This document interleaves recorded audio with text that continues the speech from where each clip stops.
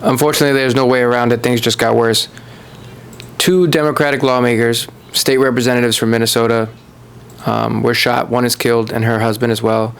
The other is wounded, and his spouse as well. 4 people shot by terrorists, domestic terrorists, impersonating police officers in a home invasion. There are more details coming out, but understand that this happened today. This happened during the scheduled No Kings protest, during Donald Trump's ego parade. Honestly, like, I've seen a lot of people have really negative responses to what's going on. Think for a moment, right? People who are protesting are American citizens. There is no way that illegal immigrants are going to go out and march so that they can be collected up by that makes no sense. At the same time, there are a lot of people provoking the situation. Here in Florida, we had a sheriff who said that they wanted to kill people, graveyard dead. You're talking about American citizens. Shouldn't you be de-escalating the situation? Instead, you're looking for a reason to put some bullets in people? Like, I don't understand what any of that has to do with freedom. None of that sounds like freedom to me. Does it sound like freedom to you? Does it sound like any of that's great? I'm struggling here. I'm really struggling here, and there are a lot of people who are defending really atrocious things, just ugly, horrific things. World War III started this weekend, and maybe the Civil War did too. For everybody who thinks that they understand the conflict, or they understand, or they believe you don't know the whole picture. And I will just tell you right now that Israel is currently bombing 5 different neighboring nations. Israel attacked Iran first. No matter what the news tries to tell you about the Iran deal was the same deal that Barack Obama had given, and it should have been there, and it would have prevented all of this. If Donald Trump had not been elected president, none of this was happening. He was elected president to avoid World War III. People said this would be the guy that would negotiate. He would get the Ukraine situation handled before he even got in office. President-elect, that didn't happen. It's still happening right now. He would fix the Gaza situation. That didn't happen. He said he wanted to put hotels up. There aren't going to be any. Iran's entire military strategy is to throw everything they have at the country of Israel, everything, wipe them off the face of the earth, and then go underground for about 10 years. I'm serious. This is not a joke.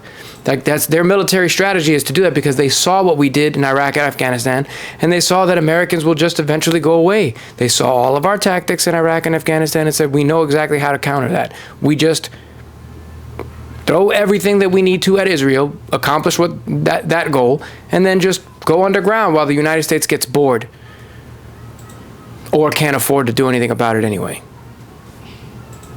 Or another president comes in and just, what are we doing? I'm serious. Neighbors fighting neighbors, people arguing over, look what is happening. We have a military parade on the president's birthday. This is the first year. He didn't do that at all the first term. Do you not think this is going to happen every year? $40 million could feed every single homeless veteran in this country for 4 months, and that instead is going to a vanity parade. For a man who didn't fix the economy, didn't build the wall, didn't stop the war, hasn't done a damn thing correct. It's obvious that the mental capacity is not there. And every single one of those lawmakers that is allowing this to continue is also contributing to the problem. We have domestic terror happening on a political scale. This is Civil War stuff. This is third world country stuff, and it's happening in the United States of America. We should be ashamed and embarrassed. The rest of the world has been watching since January 6th and seen everything that has transpired, and not this time, last. People who are comparing this situation, these protests to January 6th, or what happened in LA to January 6th, or to George Floyd, please stop. Please stop. And also, while I'm having the conversation, I'm just going to go ahead and say, I saw an article yesterday about how, you know what, I'm just going to avoid all that. Latinos in this country, wake up. Wake up. My family came here from Puerto Rico in the 20s.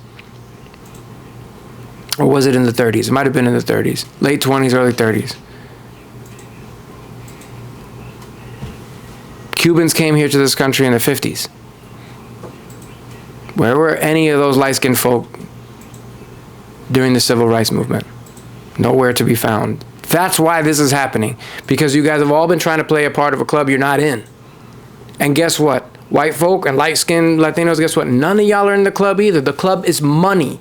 The club is rich and not rich. You ain't in it. You ain't in the club. The enemy has always been the same. It's been the billionaires, and they're turning us against each other. This cannot stand. This is too far. The president must be held accountable for this. All of this was completely avoidable. All of it. The president of the United States should take responsibility. That's all I'm saying.